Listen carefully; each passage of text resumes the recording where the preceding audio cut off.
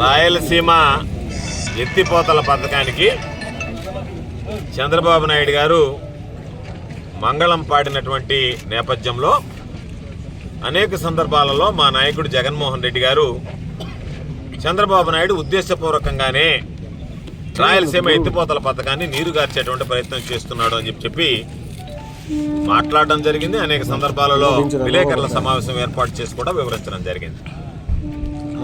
అయితే మాకున్నటువంటి అనుమానాలు, ఈ ప్రాంత రైతులకు ఉన్నటువంటి అనుమానాలు, వాటిని నిజం చేస్తూ తెలంగాణ శాసనసభలో తెలంగాణ ముఖ్యమంత్రిగా ఉన్నటువంటి రేవంత్ రెడ్డి గారు రాయలసీమ ఎత్తిపోతల పథకం విషయంలో చంద్రబాబు నాయుడిని ముందుకు వెళ్ళనివ్వకుండా ఇండోర్ మీటింగ్ అంటే రహస్య ఒప్పందం ఏర్పాటు చేసుకొని ఆ రహస్య ఒప్పందంలో మేమందరం కూడా చర్చించి దానిని నిలిపివేయడం జరిగింది అని చెప్పి ఆయన అసెంబ్లీ వేదికగానే ఒక ప్రకటన చేయడం జరిగింది.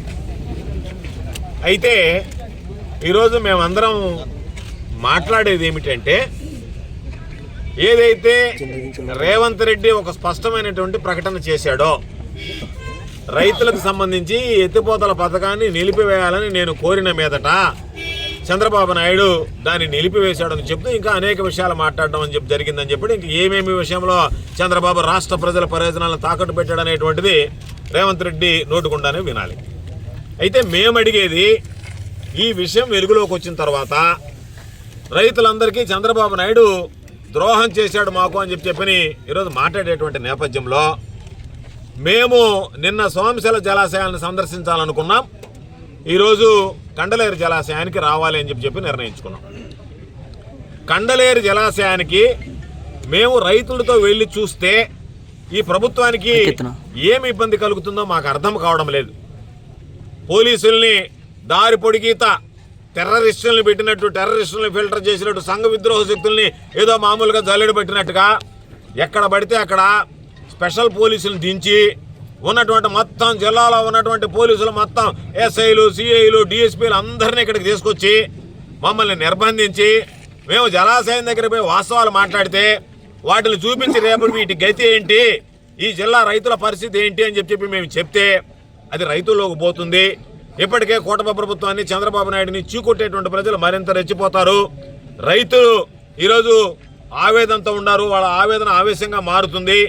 ఈ ప్రభుత్వానికి ఎప్పుడు ఎన్నికలు వచ్చినా బుద్ధి చెప్తారు, మనకు పుట్టగతులు ఉండవు అనేటువంటి ఆలోచనతో ఈరోజు మమ్మల్ని నిర్బంధించేటువంటి ప్రయత్నం చేయడం జరిగింది. మేము బయలుదేరిన దగ్గర నుంచి నెల్లూరులో ఒక చెక్ పోస్టా, పొదలకూరులో ఒక చెక్ పోస్టా, డేగపూడి క్రాస్ రోడ్స్ దగ్గర ఒక చెక్ పోస్టా, మళ్ళీ ఇక్కడికి వస్తే ఇక్కడ ఒక చెక్ పోస్ట్, మళ్ళీ ముందు ఒక చెక్ పోస్ట్ ఉందండి. ఇది మేము వచ్చేటువంటి దారిలో ఆ పక్క కలువాయి నుంచి ఆదురుపల్లి దగ్గర నుంచి అంటే చంద్రబాబు నాయుడు తన నీడను చూసి తాను భయపడుతున్నాడు, వైఎస్ఆర్ కాంగ్రెస్ పార్టీ శ్రేణులను చూసి భయపడుతున్నాడు, రైతులను చూసి భయపడుతున్నాడు అంటేనే చంద్రబాబు నాయుడు చీకటి ఒప్పందం ఈరోజు బహిర్గతం అవుతుంది. కాబట్టి చంద్రబాబు చీకటి ఒప్పందం వెలుగు చూస్తుంది కాబట్టి దాన్ని తట్టుకోలేక, జీర్ణించుకోలేక ఈరోజు మమ్మల్ని నిలువరించేటువంటి ప్రయత్నం చేస్తున్నాడు. ఈరోజు మేము ఒకటే చెప్తున్నాం, చంద్రబాబు నాయుడు ఈరోజు ధైర్యం ఉంటే, దమ్ము ఉంటే చంద్రబాబు నాయుడు మంత్రులకి, చంద్రబాబు నాయుడుకు ఉన్నటువంటి ఎవరైతే ఈరోజు మాట్లాడుతున్నారో ఆ చెంచాలందరికీ చెప్పేది, మీరు రేవంత్ రెడ్డి చెప్పినటువంటి మాట వాస్తవమా కాదా? రేవంత్ రెడ్డి నేను ఎత్తిపోతల పథకాన్ని ఆపించాను అని చెప్పి ఈరోజు మాట్లాడాడు. ఆ మాట వాస్తవమా కాదా? దాని మీద స్పష్టత ఇచ్చేటువంటి దమ్ము, ధైర్యం చంద్రబాబు అండ్ కంపెనీకి ఉందా? దాని మీద మీరు మాట్లాడగలుగుతున్నారా అనేటువంటిది ప్రధానమైనటువంటిది. ఈరోజు చూస్తే రాయలసీమ ప్రాంతంతో పాటు రాయలసీమ ఎత్తిపోతల పథకం వల్ల ప్రధానంగా నష్టపోయేటువంటి జిల్లా నెల్లూరు జిల్లా. ఉమ్మడి జలాశయం శ్రీశైలం తర్వాత ప్రధానమైనటువంటి రెండు అతిపెద్ద జలాశయాలు ఉన్నటువంటి జిల్లా నెల్లూరు జిల్లా. ఈరోజు సోమశిల కానీ, సోమశిలకు అనుబంధంగా ఉన్నటువంటి కండలేరు కానీ, ఈ రెండు జలాశయాలు ఈరోజు నెల్లూరు జిల్లాలో ఉన్నాయి. ఈ రెండు ఈరోజు నెల్లూరు జిల్లాలో మన రాష్ట్రంలో ఉన్నటువంటి అతిపెద్ద జలాశయాలు.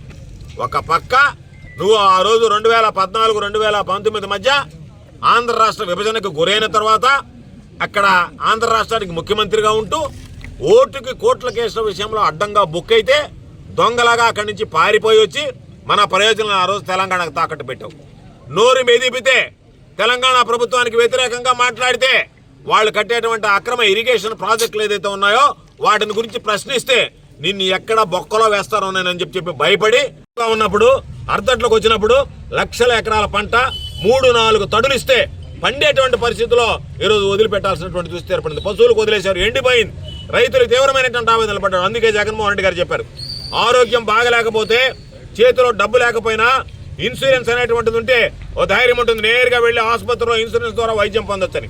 అందుకని ఈరోజు నీళ్లు తక్కువ ఉన్నా పాపం రైతులు మరలా వర్షాలు వస్తాయేమో, జలాశయంలోకి నీళ్లు వస్తాయేమో అని ఆశపడి ఈరోజు రైతులు పాపం పంట వేసుకుంటే ఆ పంట పండించుకోవడానికి వెసులుబాటు లేకపోతే, నీరు చాలకపోతే పంట ఎండిపోయేటువంటి పరిస్థితి ఉంటే ఒక్కరోజు రాయలసీమ ఎత్తిపోతల పథకం ద్వారా 3 టీఎంసీలు నీటిని మనం సోమశిలకి, అదేవిధంగా అవసరమైనటువంటి కండలేరు జలాశయాలకు తరలిస్తే దాని ద్వారా లక్షల ఎకరాలకి చివరి కాయకు తడ్డ అవసరమైనటువంటి 2-3 తడులకు మనం నీళ్ళు ఇచ్చి ఆ పంటలు కాపాడుకునేటువంటి అవకాశం ఉంటుంది. అందుకే జగన్మోహన్ రెడ్డి గారు చెప్పాడు, ఇది సంజీవిని లాంటిది, ఈ పథకాన్ని మీరు ఉపయోగించుకుంటే ఎందుకు మీరు ఆగిపోయారని చెప్తే ఒక్కొక్కడు దాని గురించి మాట్లాడటంలా, ఎందుకు ఆగిపోయిందో చెప్పడంలా. చంద్రబాబు నాయుడు అంటాడు 20 టీఎంసీలు నీళ్లు లేకపోతే ఏమవుతుంది అని అంటాడు. చంద్రబాబు నాయుడుకి ఎప్పుడూ రైతులంటే చులకన, వ్యవసాయం అంటే దండగానేటువంటి భావం ఉన్నటువంటి వాడు. ఈరోజు చంద్రబాబు నాయుడు ఈరోజు తెలుగుదేశానికి సంబంధించినటువంటి వాళ్ళు మాట్లాడుతున్నారే, అసలు మీకు తెలివి ఉండి మాట్లాడుతున్నారా, తెలివి లేక మాట్లాడుతున్నారా, తెలిసి మాట్లాడుతున్నారా, తెలియక మాట్లాడుతున్నారా, కావాలని మాట్లాడుతున్నారా, చంద్రబాబు మెప్పు కోసం మాట్లాడుతున్నారో తెలియదు. కానీ ఈరోజు మనం ఇక్కడ కూర్చున్నటువంటి ఈ ప్రాంతం, ఈ కండలేరు జలాశయం, సోమశిల జలాశయానికి పూర్తి సామర్థ్యంలో ఈరోజు నీరు నింపినటువంటి ఘనత స్వర్గీయ రాజశేఖర రెడ్డి గారిది అని చెప్పి సందర్భంగా మీ హయాంలో, చంద్రబాబు ముఖ్యమంత్రిగా ఉన్న హయాంలో, సరే చంద్రబాబు అనేటువంటి వాడు పీఠం ఎక్కితే అతివృష్ట, అనావృష్ట, కరువా లేదా వరద తప్ప సమానమైనటువంటి వర్షాలు పడి సమృద్ధిగా వర్షాలు పడి రైతులు సంతోషంగా ఉండేటువంటి పరిస్థితులు ఉండవు. అటువంటి నేపథ్యంలో ఏ రోజు కూడా 40 టీఎంసీలు మించి సోమశిలకి నీళ్లు పెట్టలేక చేతగాక తోట దద్దమ్మలాగా మిగిలిపోయినటువంటి మీరు, మీ ప్రభుత్వం, జగన్మోహన్ రెడ్డి గారు వచ్చిన తర్వాత, రాజశేఖర రెడ్డి గారు వచ్చిన తర్వాత పూర్తి సామర్థ్యంలో నీరు నింపాం. అందుకున్న ఆ రోజు నువ్వు రాష్ట్ర ప్రజల ప్రయోజనాలు తాకట్టు పెట్టావు. ఈరోజు తెలంగాణ నీలాంటి దద్దమ్మ ముఖ్యమంత్రి, నీలాంటి అసమర్థ ముఖ్యమంత్రి, నీలాంటి దొంగ పనులు చేసి అడ్డంగా దొరికినటువంటి ముఖ్యమంత్రి ఆ రోజు 2014-2019 మధ్య ఉంటే కల్వకుర్తి సామర్థ్యం పెంచారు. భీమా నెట్టెంపాడుకు సంబంధించినటువంటి ఎత్తిపోతల పథకాలు తీసుకొచ్చారు. దానితో పాటు ఈరోజు మనం ఉన్నటువంటి పాలమూరు రంగారెడ్డి డిండికి సంబంధించి 800 అడుగుల లోతున ఇంకా దిగువ భాగా నుంచి రోజుకి 8 టీఎంసీలు, ఇంకా దారుణమైనటువంటి పరిస్థితి శ్రీశైలంకి వచ్చే దగ్గర జోరాల దగ్గర నుంచే ఈరోజు లిఫ్ట్ పెట్టి ఆ లిఫ్ట్ ద్వారా ఈరోజు రైతుల్ని ఈరోజు రాష్ట్ర రాజ్యాంగ ప్రయోజనాలను విస్మరిస్తూ ఇష్ట ప్రకారం తోడుకుంటుంటే మనకు నీళ్లు కావాలంటే ఇబ్బందులు పడేటువంటి పరిస్థితుల్లో సాగునీరు, త్రాగునీరు సంబంధించి రాయలసీమ ప్రాంతాలతో పాటు నెల్లూరు జిల్లాకి జగన్మోహన్ రెడ్డి గారు రాయలసీమ లిఫ్ట్ ఇరిగేషన్ తీసుకురావడం జరిగింది. మహానేత రాజశేఖర రెడ్డి గారి హయాంలో ఈరోజు ఉన్నటువంటి పోతిరెడ్డిపాడు హెడ్ రెగ్యులేటర్ ఉంటే దాని ద్వారా 44,000 క్యూసెక్లకు సామర్థ్యం పెంచిన తర్వాత మనం నీరు తరలించుకుని తీసుకురాగలిగాం. సోమశిల కండలేరు జలాశయాలు నింపుకోగలిగాం. కానీ 841 అడుగుల మట్టంలో ప్రారంభమయ్యేటువంటి రెగ్యులేటర్, పోతిరెడ్డిపాడు హెడ్ రెగ్యులేటర్ 880 అడుగుల స్థాయికి నీళ్లు వస్తే తప్ప మనకి నీరు వచ్చేటువంటి పరిస్థితి లేదు. పూర్తి సామర్థ్యంలో నీళ్లు రావాలి అంటే అటువంటి పరిస్థితుల్లో 800 అడుగుల దిగువ భాగాన పవర్ జనరేషన్కి సంబంధించి, అవసరాలకు సంబంధించి లిఫ్ట్ ఇరిగేషన్ ద్వారా ఒక్క రోజుకి 8 టీఎంసీల నీరు తెలంగాణ తోడుకుని వెళ్ళిపోతుంటే కనీసం 3 టీఎంసీల నీరైనా తీసుకొచ్చి ప్రజల దాహార్తని తెచ్చాలి, కరువు కోరల్లో చిక్కున్నటువంటి రాయలసీమ ప్రాంతాన్ని, నెల్లూరు ప్రాంతాన్ని ఆదుకోవాలని చెప్పి ఈరోజు జగన్మోహన్ రెడ్డి గారు తీసుకున్నటువంటి నిర్ణయాన్ని ఈరోజు తూట్లు పొడుస్తూ దానికి సంబంధించి మీ ఇద్దరు రహస్య ఒప్పందం కుదుర్చుకుని నువ్వు రేవంత్ రెడ్డి, ఆ తర్వాత మీరు ఏదైతే ఎన్విరాన్మెంటల్ క్లియరెన్స్ రాలేదని మాట్లాడుతున్నాడు ఈరోజు ఆ మంత్రి రామానాయుడు, దానికి సంబంధించి ఎక్స్పర్ట్ అప్రైజల్ కమిటీ ఏదైతే ఎన్విరాన్మెంటల్ ముందుందో దాంతో మీరు మాట్లాడకుండా మెతక వైఖరి అవలంబించి మీరు సన్నాయి నొక్కులు నొక్కి ఏదో ఒక విధంగా దానికి సంబంధించినటువంటి అనుమతులు రాకుండా చేసి ఈరోజు మీరు చేస్తున్నటువంటి దుర్మార్గం రాష్ట్ర ప్రజానీకానికి అర్థమైంది, రాష్ట్ర రైతులకు అర్థమైంది. కాబట్టి రాష్ట్ర రైతులు తిరగబడుతున్నారు. అది తెలుసుకున్న తర్వాత ఈరోజు మీరు మాట్లాడుతున్నారు. మరీ ముఖ్యంగా ఈరోజు నేను చెప్పదలుచుకున్నది రాయలసీమ గురించి ఎంత అవసరం ఉందో ఈ నీటికి సంబంధించి నెల్లూరు జిల్లాకు అంత అవసరం ఉంది. సోమశిల వరద కాలువ 12,000 క్యూసెక్కులు వచ్చేది. జగన్మోహన్ రెడ్డి గారు 24,000 క్యూసెక్కులకు పెంచాడు. ఎవరో మాట్లాడుతున్నారు, పనులు ప్రారంభమయ్యాయి, జరిగాయి. ఈ ప్రభుత్వం, కూటమి ప్రభుత్వం వచ్చిన తర్వాత సోమశిల నుంచి కండలేరుకు వచ్చేటువంటి వరద కాలువకు సంబంధించి తట్టెడు మట్టి ఎత్తారా? కండలేరు కింద ఉన్నటువంటి రైతాంగాన్ని గురించి ఆలోచన చేశారా? కండలేరు జలాశయాన్ని గురించి ఆలోచన చేశారా? కండలేరు ప్రాంత రైతాంగాన్ని గురించి ఆలోచన చేశారా? సోమశిల కండలేరు ఫ్లడ్ ఫ్లోకి సంబంధించి 24,000 క్యూసెక్కులు రావాల్సినటువంటి దాంట్లో ఈరోజు కనీసం 12,000 క్యూసెక్కులు వస్తే ఆ 12,000 క్యూసెక్కులకు అదనంగా తెచ్చుకునేటువంటి అవకాశం లేకుండా ఈరోజు మీరు నిమ్మకుండిపోయారు. ₹1 నిధులు కేటాయించినటువంటి పరిస్థితి లేదు. అదేవిధంగా సోమశిలకు సంబంధించి నిపుల వాగు ద్వారా వస్తే దాన్ని 33,000 కెపాసిటీకి పెంచాలని జగన్మోహన్ రెడ్డి గారు ఆలోచన చేశాడు. కేవలం 10,000 క్యూసెక్కులు వచ్చేది గతంలో. అటువంటిది ఈరోజు ఆయన తీసుకున్నటువంటి నిర్ణయం వల్ల 10,000 క్యూసెక్కుల నుంచి ఈరోజు 20,000 క్యూసెక్కులు మొన్న వచ్చినటువంటి వరదల్లో మనం తీసుకురాగలిగాం. జగన్మోహన్ రెడ్డి గారే గనక రాష్ట్ర ముఖ్యమంత్రిగా కొనసాగి ఉంటే రైతులకు మహర్దశ ఉండేది. ఈరోజు వాటికి సంబంధించినటువంటి పూర్తయి ఉంటే సమృద్ధిగా ఈరోజు నీరు తెచ్చుకునేటువంటి అవకాశం వెసులుబాటు ఉండేది. ఒక పక్క నీరు రాక నీరు తెచ్చుకునేటువంటి అవకాశం కోల్పోతూ అనేక రకాలైనటువంటి ఇబ్బందులు పడుతుంటే రైతులు వాళ్ళ ప్రయోజనాలను విస్మరించి నువ్వు ఈరోజు నీ స్వార్థ ప్రయోజనాల కోసం, నీ సొంత ప్రయోజనాల కోసం నువ్వు వెళ్ళి చీకటి ఒప్పందాలు కుదుర్చుకొని దాని ద్వారా ఏదో ఒక విధంగా రాష్ట్ర రైతాంగానికి కడుపు కొడుతూ వాళ్ళకు ఉరివేస్తూ నువ్వు ఏ విధంగా నీకు సంబంధించినటువంటి పబ్బం గడుపుకోవాలనేటువంటి ఆలోచన చేయడం తప్ప రాష్ట్ర ప్రజల ఆలోచనల గురించి, రాష్ట్ర ప్రజల ప్రయోజనాల గురించి ఏ రోజు కూడా ఆలోచన చేసినటువంటి దాఖలాలు లేవు.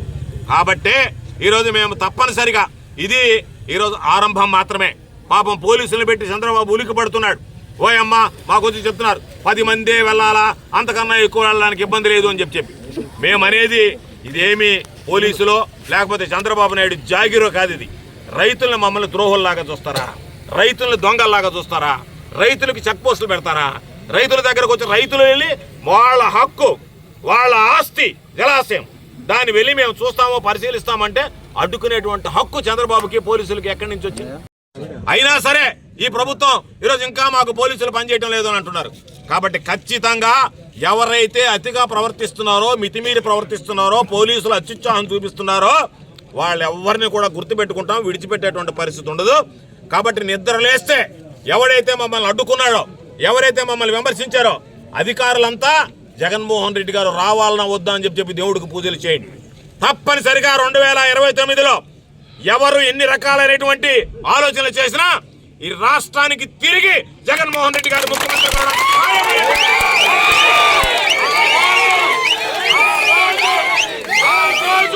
మీ పరిస్థితి ఏ విధంగా ఉంటుందో ఒక్కసారి ఊహించుకోండి. మీ పరిస్థితిని గురించి మీరు ఆలోచన చేసుకోండి.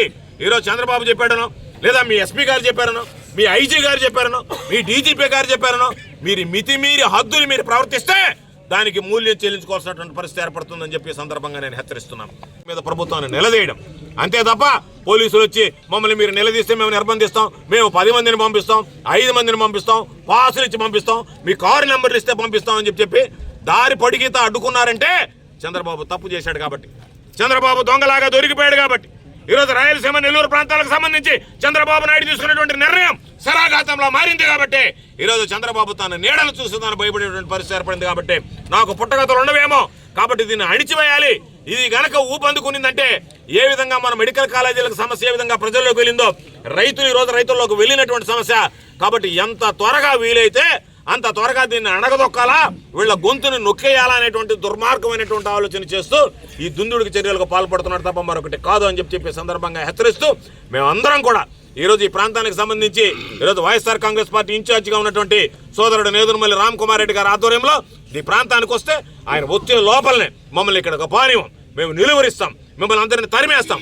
పోలీసులు ఒక్కొక్క ఫైబర్ లాఠీలు ఇంత పొడుగులు తీసుకొచ్చి పాపం వాటిని జులిపిస్తే లాఠీలకు భయపడం, మీరు తుపాకీలతో కాల్చినా సరే వాటికి సిద్ధపడతాం తప్ప వెన్ను చూపించేటువంటి పరిస్థితి మా నాయకుడు మాకు